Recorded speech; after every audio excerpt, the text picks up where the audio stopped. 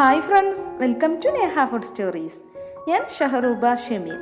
ഞാൻ ഇന്നിപ്പോൾ ഇവിടെ വന്നിരിക്കുന്നത് ഒരു സ്പെഷ്യൽ റെസിപ്പിയുമായിട്ടാണ്. ഇഫ്താർ സ്പെഷ്യൽ ചിക്കൻ ഇറച്ചിച്ചോറ്. അപ്പോൾ ഇതെങ്ങനെയാണ് ഉണ്ടാക്കുന്നത് എന്ന് നോക്കാം. അപ്പോൾ ഇറച്ചിച്ചോറ് ഉണ്ടാക്കാനായിട്ട് ഞാനിവിടെ 1/4 കപ്പ് പാം ഓയിലാണ് എടുത്തിട്ടുള്ളത്. ഇത് ആദ്യം തന്നെ നമുക്ക് പാനിലേക്ക് ഒഴിച്ചു കൊടുക്കാം. നിങ്ങൾക്ക് ഇഷ്ടമുള്ള ഓയിൽ എടുക്കാം കേട്ടോ. ഡാൽഡയോ നെയ്യോ ഏത് വേണമെങ്കിലും എടുക്കാം. അപ്പോൾ ഇനി ഇതിലേക്ക് കുറച്ച് ഇൻഗ്രീഡിയൻസ് ചേർത്ത് കൊടുക്കാനുണ്ട്. 1/4 ടീസ്പൂൺ വലിയ ജീരകം, 3 ചെറിയ പീസ് പട്ട, 7 ഗ്രാമ്പു, പിന്നെ 7 ഏലക്ക കൂടി എടുത്തിട്ടുണ്ട്. പിന്നെ വേണ്ടത് 3 ചെറിയ ബേ ലീഫാണ്. അപ്പോൾ ഇതെല്ലാം നമുക്ക് ഈ എണ്ണയിൽ ഇട്ടുകൊണ്ട് ഒന്ന് ചൂടാക്കി എടുക്കാം.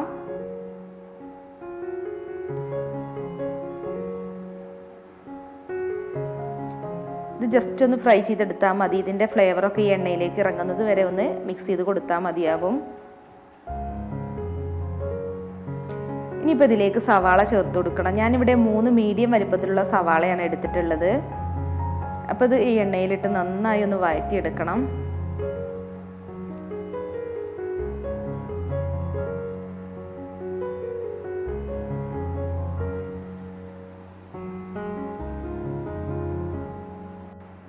സവാള വഴന്ന് വരുന്ന സമയം കൊണ്ട് നമുക്കിതിലേക്ക് കുറച്ച് ഇൻഗ്രീഡിയൻസ് ഒന്ന് ചതച്ചെടുക്കണം.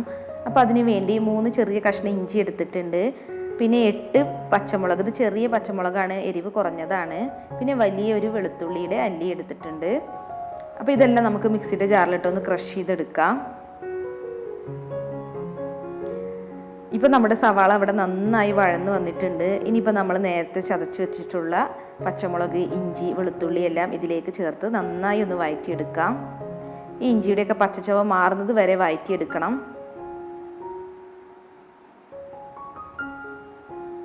ഇപ്പോൾ ഇതിവിടെ നന്നായി വഴന്ന് വന്നിട്ടുണ്ട്. ഇനിയിപ്പോൾ നമുക്കിതിലേക്ക് പൊടികൾ ചേർത്ത് കൊടുക്കാം. ഞാനിവിടെ 1.5 ടേബിൾ സ്പൂൺ മല്ലിപ്പൊടിയാണ് എടുത്തിട്ടുള്ളത്. 1.5 ടേബിൾ സ്പൂൺ മുളക് പൊടി, 1/4 ടീസ്പൂൺ മഞ്ഞൾപ്പൊടി, പിന്നെ 1 ടീസ്പൂൺ ഗരം മസാല എടുത്തിട്ടുണ്ട്. ഇനി ഇതിൻ്റെയൊക്കെ പച്ചച്ചവ മാറുന്നത് വരെ നന്നായി ഒന്ന് വഴറ്റിയെടുക്കാം.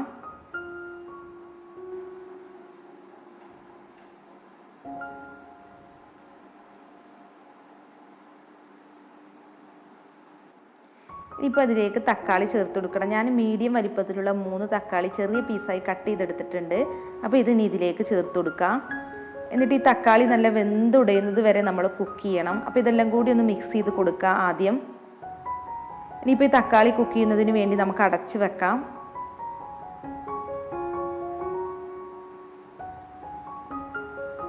അപ്പോൾ തക്കാളിയൊക്കെ അവിടെ നന്നായി കുക്കായി വന്നിട്ടുണ്ട്. അപ്പോൾ ഇനി ഇതൊന്ന് മിക്സ് ചെയ്ത് കൊടുക്കാം.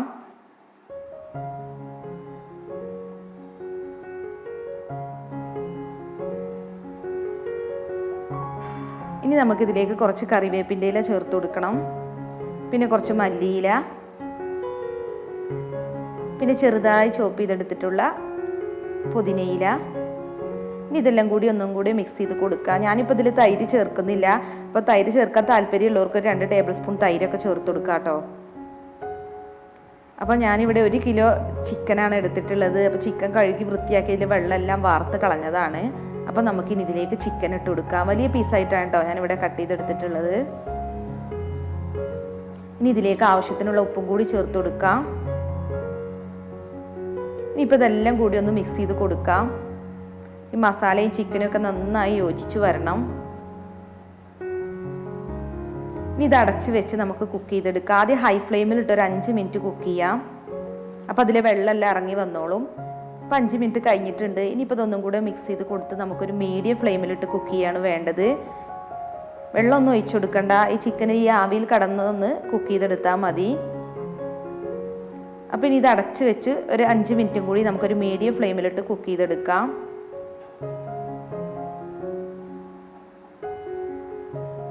അപ്പോൾ 5 മിനിറ്റ് കഴിഞ്ഞിട്ടുണ്ട്. ഇതിൽ വെള്ളമൊക്കെ കണ്ടിട്ടുണ്ടല്ലോ.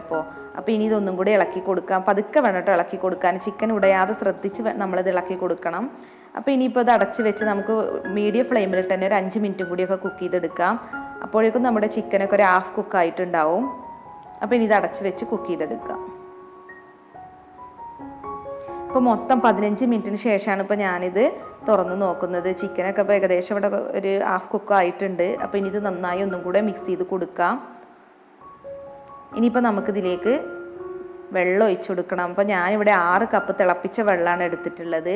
4 കപ്പ് റൈസിന് 6 കപ്പ് വെള്ളമാണ് ഒഴിച്ചു കൊടുക്കേണ്ടത്. 1 കപ്പിന് 1.5 കപ്പ് വെള്ളം എന്നുള്ള രീതിയിലാണ് എടുക്കേണ്ടത്.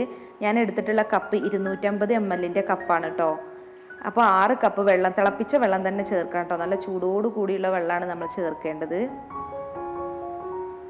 അപ്പോൾ ഇനി നമുക്കിതിലേക്ക് കുറച്ച് നെയ്യ് ചേർത്ത് കൊടുക്കണം. ഞാനിവിടെ 2 ടേബിൾ സ്പൂൺ നെയ്യാണ് എടുത്തിട്ടുള്ളത്. പിന്നെ ഒരു ചെറിയ നാരങ്ങയുടെ നീരും ചേർത്ത് കൊടുക്കുന്നുണ്ട്. നമ്മുടെ റൈസ് ഒട്ടിപ്പിടിക്കാതെ വിട്ട് നിൽക്കാൻ വേണ്ടിയിട്ടാണ്. പിന്നെ ഇനി നമുക്ക് റൈസ് കുക്കാവാൻ ആവശ്യത്തിനുള്ള ഉപ്പും കൂടി ഇതിലേക്ക് ഇട്ട് കൊടുക്കാം. അപ്പോൾ ഇതിപ്പോൾ നന്നായി ഇവിടെ തിളച്ചിട്ടുണ്ട്. ഇനിയിപ്പോൾ നമുക്കിതിലേക്ക് റൈസ് ഇട്ട് കൊടുക്കാം. ഇത് അതിന് മുമ്പായി ഇതൊന്ന് ഇളക്കി കൊടുക്കാം.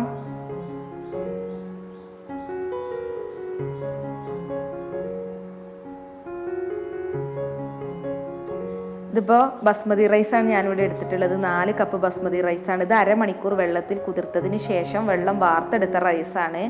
അപ്പോൾ അരമണിക്കൂർ നമ്മൾ വെള്ളത്തിൽ കുതിർത്തെടുക്കണം കേട്ടോ. എന്നിട്ട് വേണം നമ്മളിത് കുക്ക് ചെയ്യാനായിട്ട്.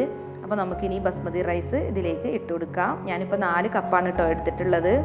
4 കപ്പ് റൈസിന് 6 കപ്പ് വെള്ളമാണ് വേണ്ടത്. ആ ഒരു കണക്കിലെടുത്ത് കഴിഞ്ഞാൽ നമ്മുടെ റൈസ് നല്ല രീതിയിൽ നമുക്ക് കുക്ക് ചെയ്തെടുക്കാനായിട്ട് പറ്റും. അപ്പോൾ ഇതെല്ലാം കൂടെ ഒന്ന് മിക്സ് ചെയ്ത് കൊടുക്കാം. ഇനി നമുക്കിത് അടച്ച് വെക്കാം. ഹൈ ഫ്ലെയിമിൽ തന്നെ കുറച്ച് നേരം കുക്ക് ചെയ്തെടുത്താൽ മതി. ഒരു 5 മിനിറ്റ് ഇത് നന്നായി തിളച്ച് വരുന്നത് വരെ നമുക്ക് ഹൈ ഫ്ലെയിമിൽ തന്നെ ഇടാം. അപ്പോൾ അരിയും വെള്ളമൊക്കെ നന്നായി തിളച്ചിട്ടുണ്ട്. അപ്പോൾ നമുക്കിനി ഇതൊരു മീഡിയം ഫ്ലെയിമിലിട്ടിട്ട് വേണം കുക്ക് ചെയ്യാൻ. ഇടയ്ക്ക് നമ്മളിതൊന്ന് തുറന്ന് ഇളക്കി കൊടുക്കണം കേട്ടോ. ഇതിൻ്റെ അരികു വശമൊക്കെ ഒന്ന് ഇങ്ങനെ ഒന്ന് ചെറുതായിട്ടൊന്ന് ഇളക്കി കൊടുത്താൽ മതി.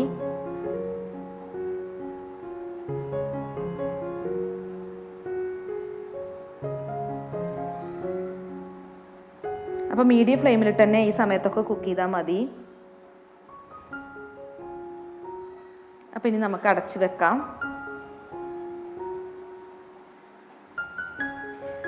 ഇപ്പോൾ നമ്മുടെ റൈസിന് ഹോൾസൊക്കെ ആയി വന്നിട്ടുണ്ട്. ഏകദേശം കുക്കായി വന്നിട്ടുണ്ട്. ഇനി കുറച്ച് സമയം കൂടി മതി. ഇതിലിപ്പോൾ കുറച്ചും കൂടിയൊക്കെ വെള്ളമുണ്ട്. അപ്പോൾ ഇനി ഈ വെള്ളമൊക്കെ ഒന്ന് വറ്റി കിട്ടണം. അപ്പോൾ അതിന് വേണ്ടി ഇനി നമുക്ക് ലോ ഫ്ലെയിമിലിട്ട് കുക്ക് ചെയ്താലും മതി കേട്ടോ. ഇനി മീഡിയം ഫ്ലെയിമിലിടണം എന്നില്ല. ഇനി ലോ ഫ്ലെയിമിലിട്ട് ഒരു 5 മിനിറ്റും കൂടിയൊക്കെ കുക്ക് ചെയ്ത് കഴിഞ്ഞാൽ നമ്മുടെ റൈസ് കംപ്ലീറ്റ് ആയി കുക്കായി കിട്ടും. വെള്ളമൊക്കെ വറ്റിയിട്ടും ഉണ്ടാവും. അപ്പോൾ നമുക്കിനി ഇതൊന്ന് ലെവൽ ചെയ്തിട്ട് അടച്ച് വെക്കാം. എന്നിട്ട് ഒരു 5 മിനിറ്റിന് ശേഷം ഓപ്പൺ ചെയ്ത് നോക്കാം.